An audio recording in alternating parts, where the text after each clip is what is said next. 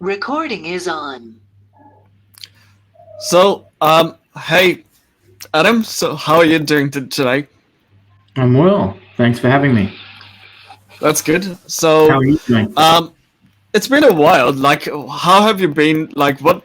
If I remembered, in the past, you were working on this MiVote technology, which is about like getting people together to try to.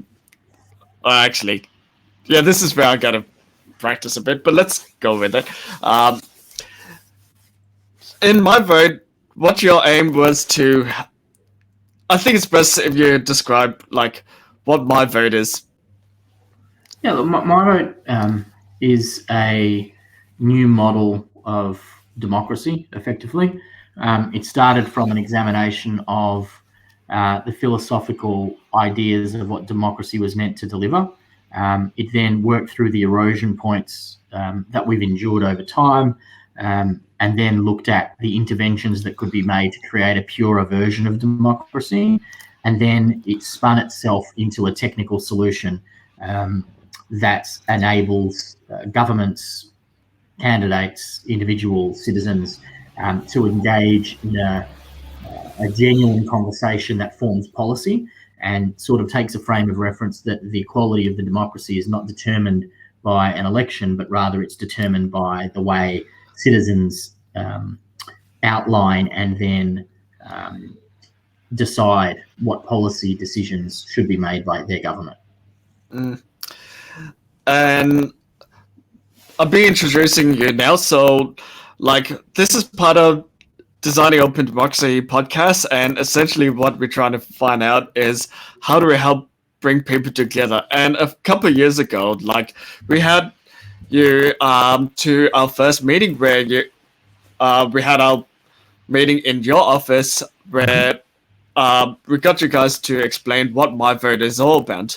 Can you explain the like who you are and what's your role and back then and now? Yeah, so I'm the founder of MiVote. Um, I guess I would describe myself as a democracy activist. I've been fortunate to be able to talk about the new versions and genuine versions of democracy on 4 continents with governments all over the world. I was able to talk about it at Davos, at Stanford, the March for Our Lives, all over the place. We started a movement here in Melbourne. What became clear quickly was that there was international scope for what we were doing. That was really a lesson that we learned at the Singularity University Grand Global Challenge Awards, where we were finalists in their first ever Grand Global Challenge Awards. But when we presented and we were talking about a local idea in Melbourne for Australia, not really thinking that anybody else in the world would be interested, and we got off the stage and literally were just inundated by nations who wanted to see if they could use our technology and start a chapter in their part of the world. I think we probably, in hindsight, grew faster than we should have and tried to do more than we should have with the resource that we had. But quickly, we then had some fairly substantial philanthropic support because we were a not-for-profit. Can you elaborate more on like the early stage of your group? Like you said that you had a lot of growing pains and so on. And I did remember that you said that you eventually branched out to India as well India and as the US and the UK. UK, and yep. But like the beginning stage, like how did this come? Like how did this organization started? If you're going right back to the very, very beginning, I had started thinking about this problem in my last startup business. So I'd had several startup businesses. I was at the point where actually none of them were particularly exciting for me anymore. I was really becoming increasingly more concerned and aware and engaged with the democracy question. I made the decision that I was going to leave that business and take some time off, and I wanted to focus thinking about democracy. So I started interviewing people and talking to religious leaders and political leaders and business leaders and everyday citizens, first here in Australia and then around the world where I had contacts. just to see whether or not the things that I was identifying as erosion points to democracy were unique to Australia, or if they were kind of a more global problem. At that point, I, by coincidence, met for the first time my co-founder of MiVote. So we were both at a Cambridge alumni event in Melbourne, and as coincidence would have it, I wasn't actually intending to go there because I'm pretty antisocial in general. I like to be private and kind of keep to myself. And I was in a meeting around the corner from where that Cambridge event was meant to take place. And I got a text reminder that said, the thing's on in 15 minutes. And I thought, oh, fuck, look, I'm here and it's literally around the corner. Maybe I'll just stick my head in and see what's going on. So I walked around the corner and everybody there was about 75 years old, except for one other guy, who it turns out was Hamish Hughes, my co-founder at MiVote. And so we spoke to each other primarily because we were the only people of the same age.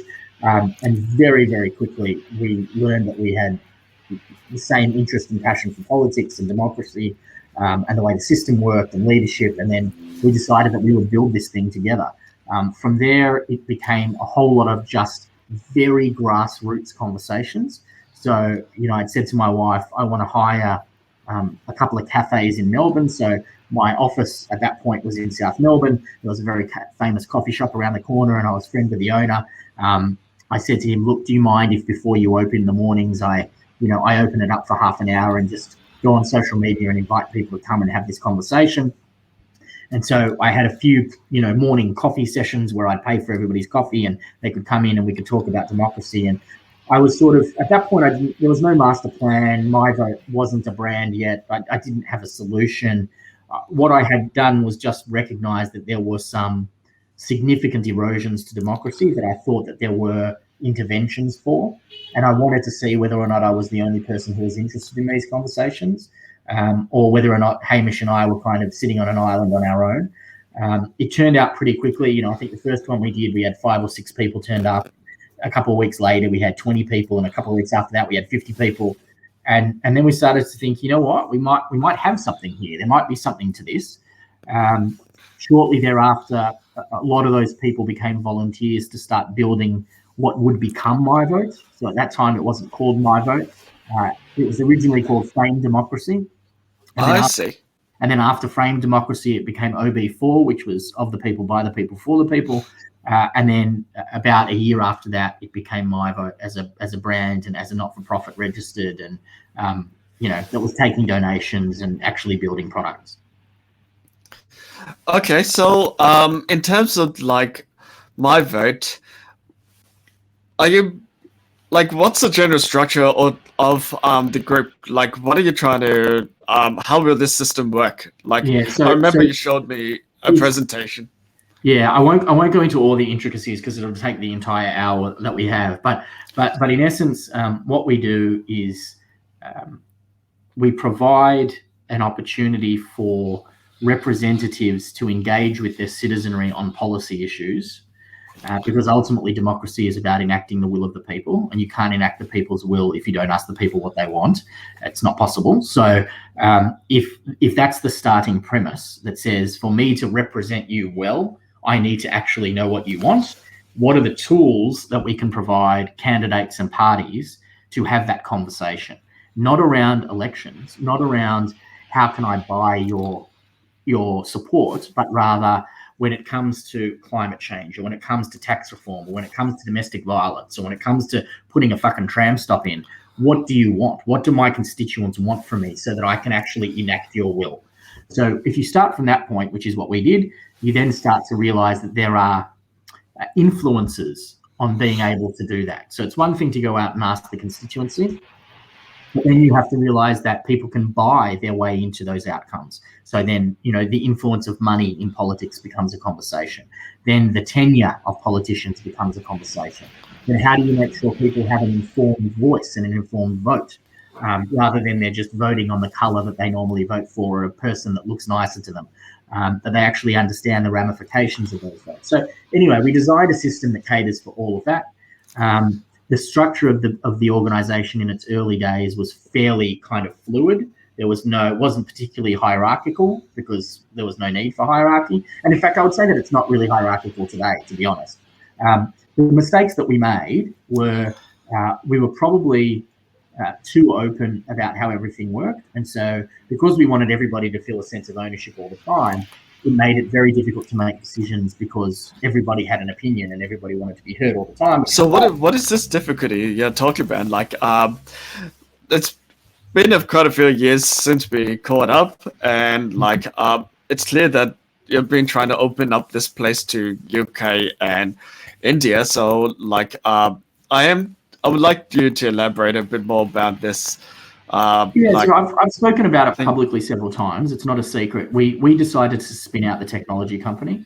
So we had originally built the first technology platform in-house.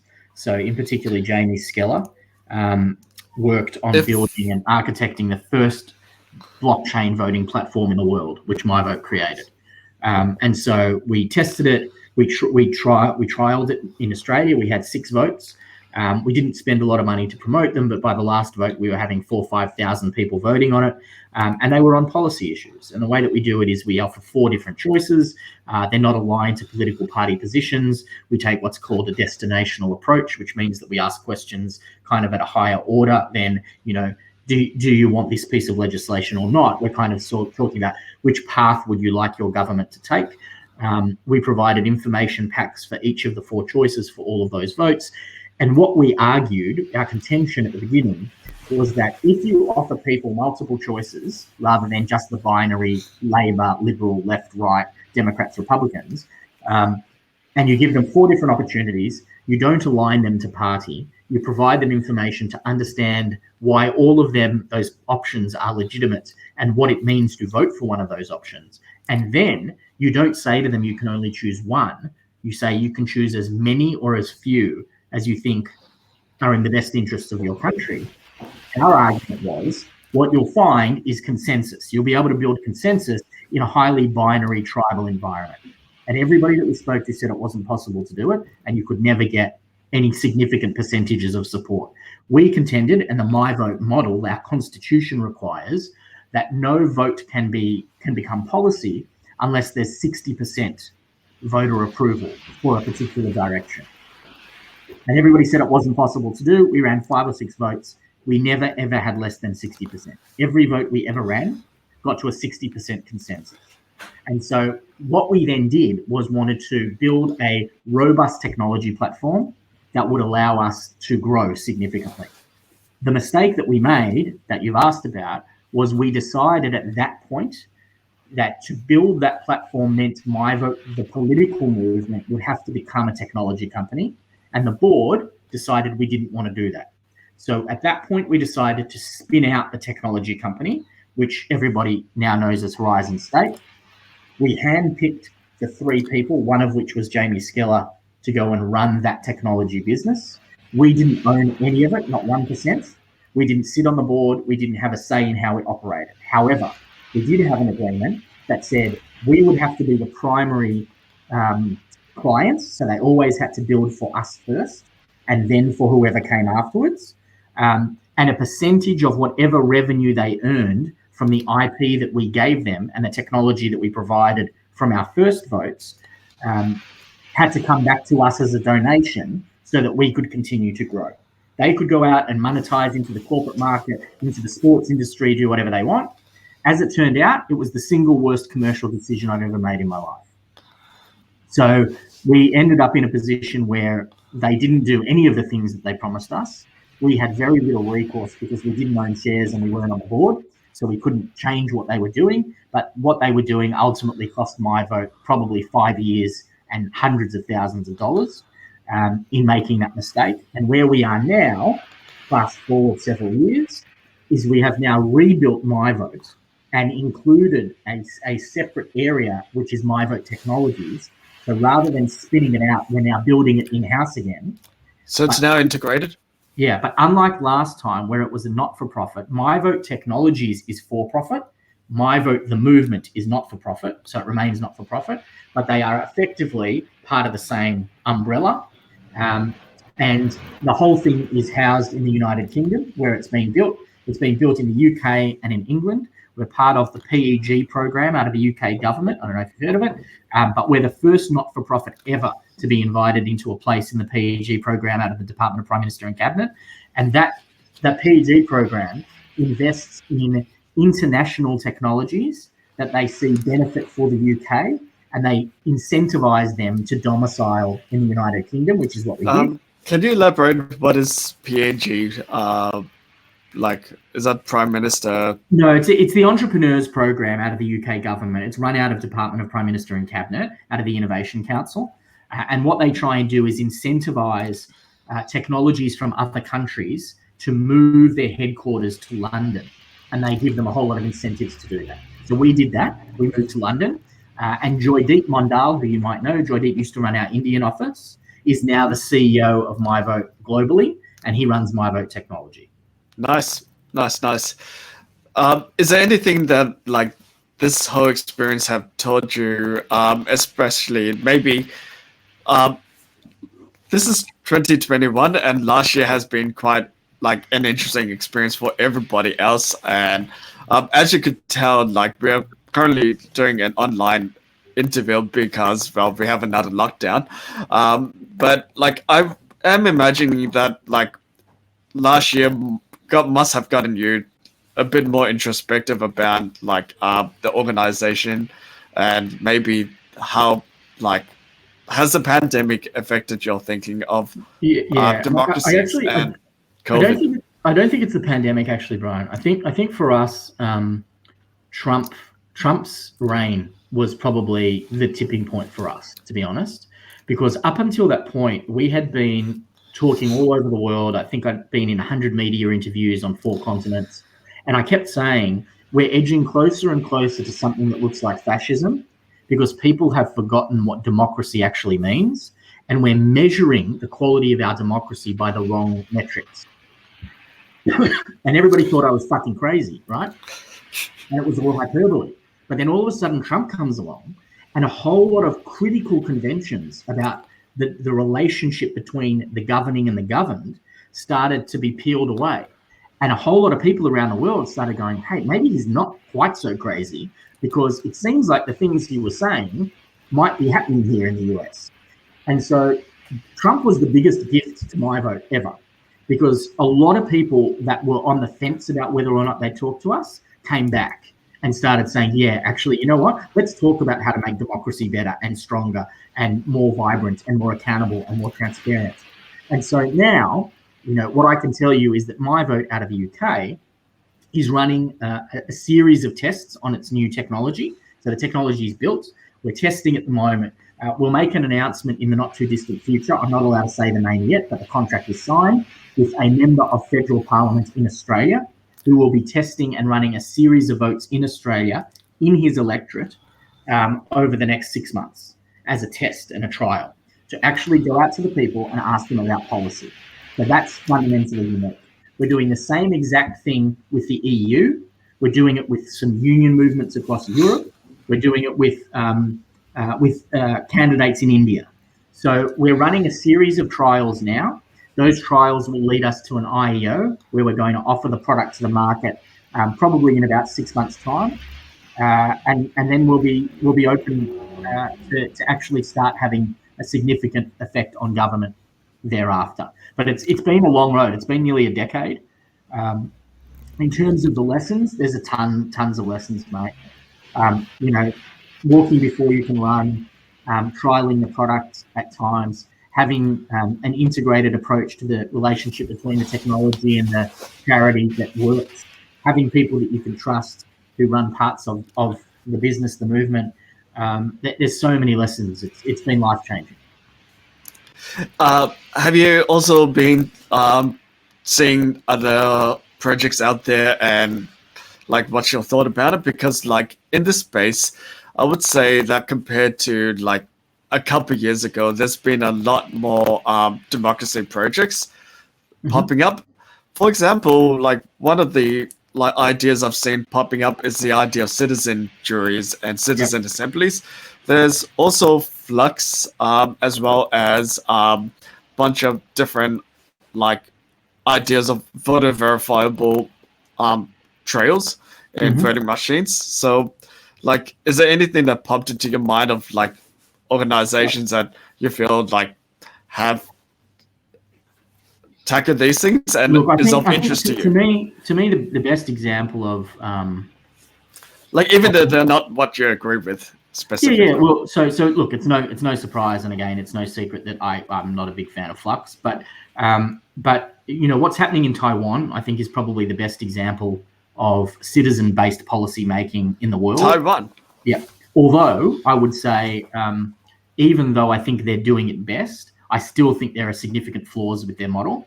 What is Taiwan doing? Like, So, are they? so Taiwan it's quite extraordinary actually what they've been doing. So they've been going out and building, I would call them citizen assemblies, but they're slightly different, to create new policies. So the government effectively opens the doors and says, look, for the next month, we're going to focus on a policy related to X, whatever X is, and anyone is welcome to come in and help shape that policy and craft what we're going to do. And there's a lot of dialogue and there's a lot of to and fro between the government and the citizens. And then they go in and they enact what the citizens design effectively. What's magnificent about that is that they've already enacted about 150 pieces of legislation that have been crafted by the citizens. The problem is that it is only the citizens who show up.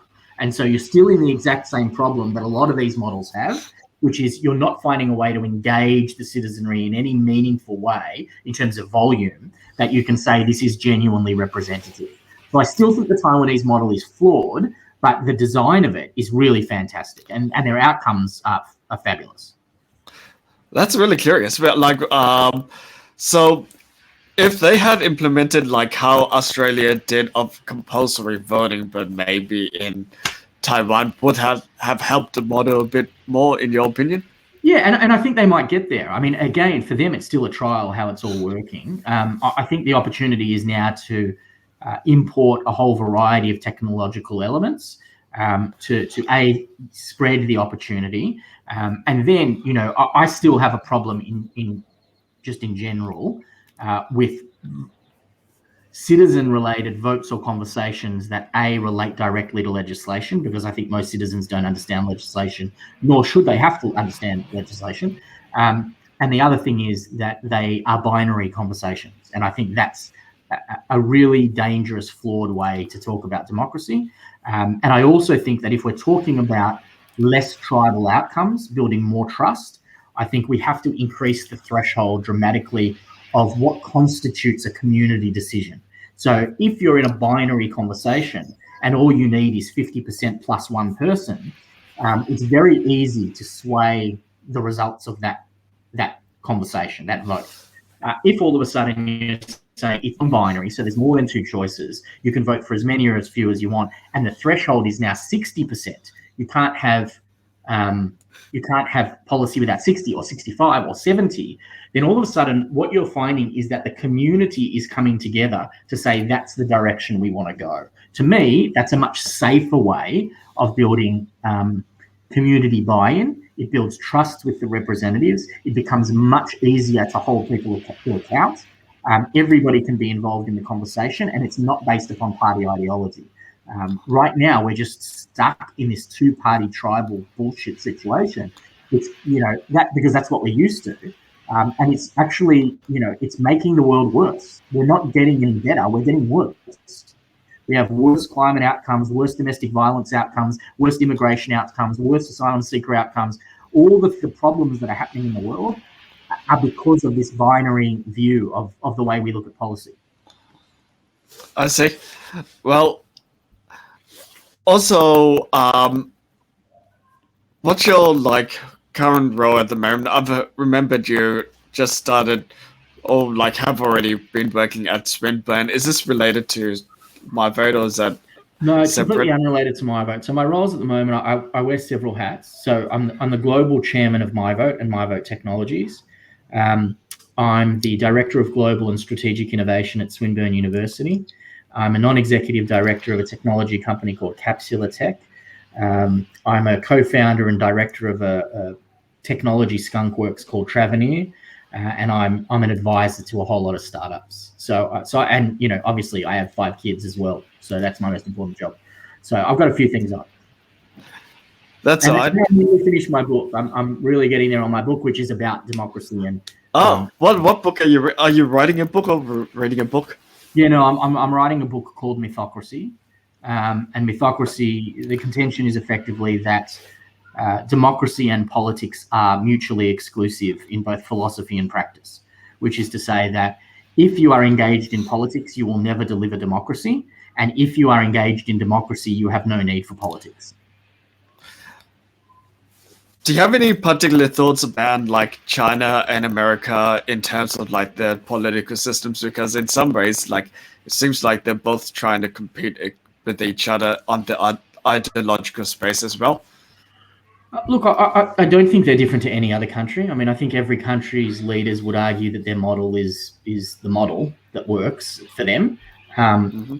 I think, you know, the US are experts at calling themselves a democracy, but they're not a democracy. In fact, they're a long way from a democracy.